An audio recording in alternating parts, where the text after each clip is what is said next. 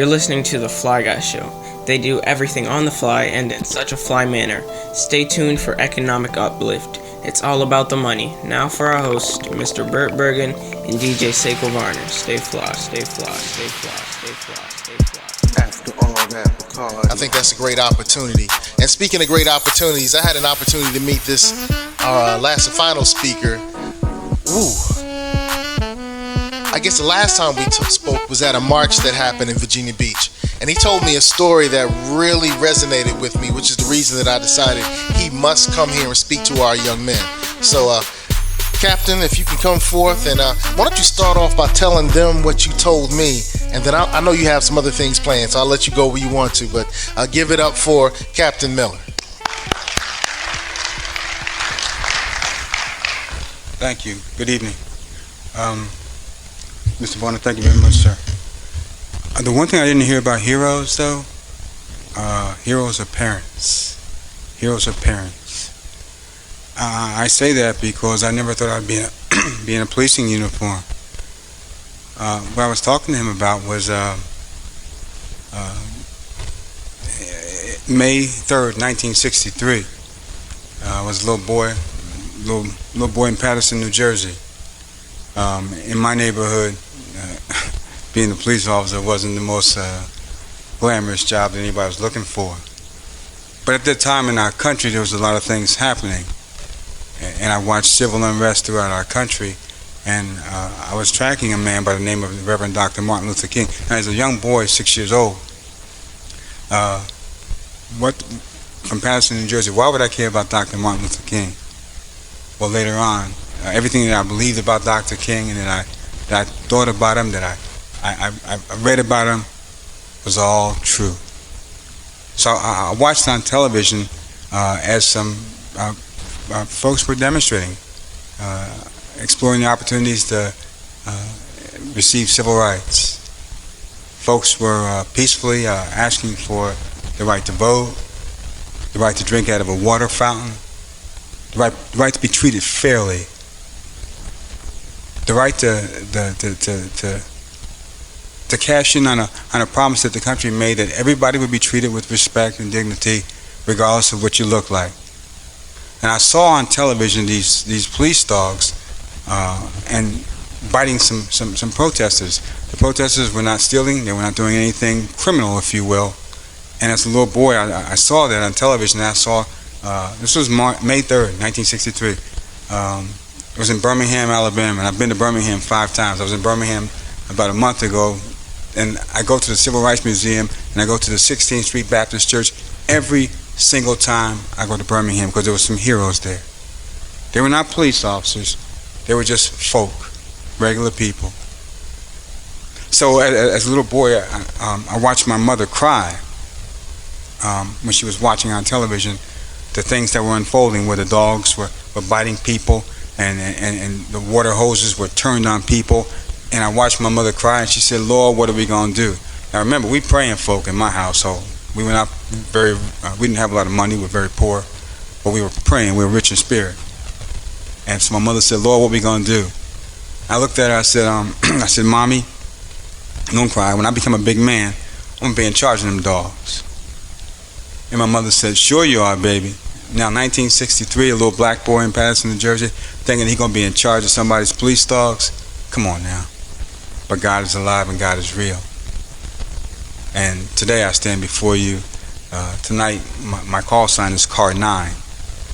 I'm in charge of the City of Virginia Beach Police Department tonight. So that means the dogs, the helicopter, the horses, the people, and the calls. God has blessed me. I'm no hero. I'm no hero. Your principal of the school, hero. Your parents, hero. People that employ you honestly, heroes. The man I point to with my right, he's sitting on your left, Mr. Frank Crumpton. I met Mr. Crumpton in 1970. What was it, Frank? 1970 at Camp Lejeune, North Carolina. We were both in the Marine Corps back then. Heroes. I'm no hero. So we fast forward, and that same little black boy in 1963 has went on to get a college degree. My undergrad degree is from St. Leo University in criminal justice. My graduate degree is from Troy University in public administration. I've traveled outside of the Marine Corps. The police department has sent me to teach a course to folks in Taiwan, in Taichung and Taipei, Taiwan. Outside of the Marine Corps, the people from the police department sent me to Australia, to Melbourne, Australia, to train their SOG, Special Operations Group. And I did a little stop down Auckland, New Zealand at the same time. I'm no hero, folks. I'm just a man that has been blessed, a man that has had so many opportunities, but those opportunities came because I had a belief.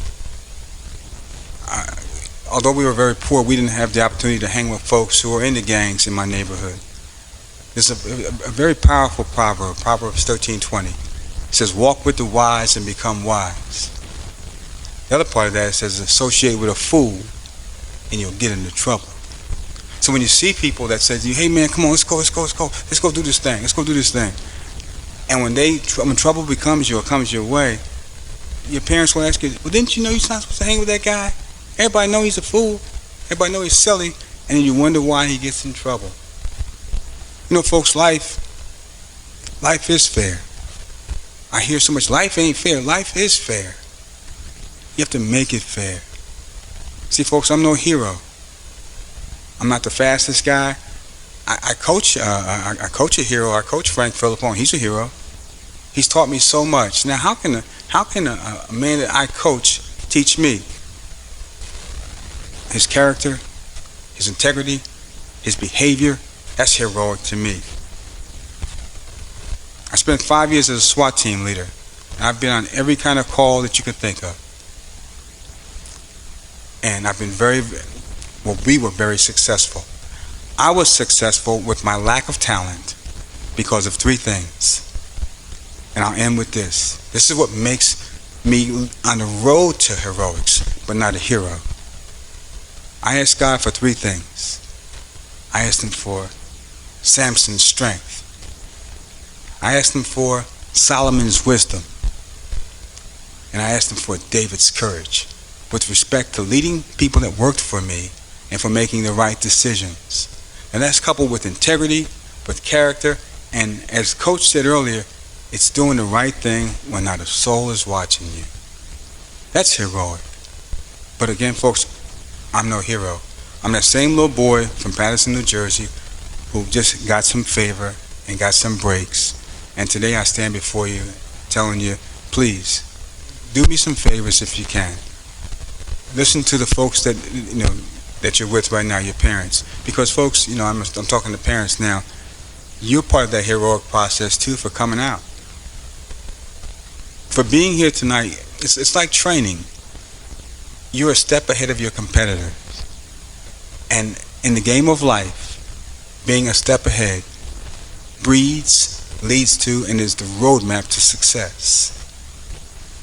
Folks, I have nothing. I have no great stories. I have no great prophetic oracles. You have a nobody standing before you. But if I will say this, the things that I have done that have been successful, or that I have achieved a level of success, is not because of me. It's because of the people that are around me, my mentors, my leaders. I have mentors today. I had a decision to make after a school last week, and I came back and I spoke with Pastor Knight at Mount Olive Baptist Church. I went to my church and I spoke to Father Cobb, and I asked him, I said, am I making the right choice? And both men told me no. Now, folks, I'm almost 60 years old. I've been a police officer for 35 years, and I still go to mentors. I still go to people who I believe can help me and who are wiser than me, and I ask for their opinion. People that care about you will give you the right opinion. I'll give you a hero. The principal of your school here, he's a hero. I go to a lot of schools throughout the city. I see this man at every single event. That's care. Care equates to being heroic. Someone that cares equates to being heroic. If I can help you in any way, I do this to everybody. It's 646-4145. 646-4145. It's my phone number, my personal phone number. You can call me day or night, weekends. The only time I will not get back to you immediately is if I'm in church. If it ain't God on the phone, I ain't answering. I'm sorry. You can call me, but I ain't gonna, if it ain't God, I know his voice, so I ain't gonna answer. But I'll answer when I get out of church. Other than that, I will call you back and I'll give you any advice I can, and I will help you in any way that I can. It's not about me, it's about us. If we're ever going to climb that hurdle, if we're going to climb that mountain, it's about us. So I thank you all for coming.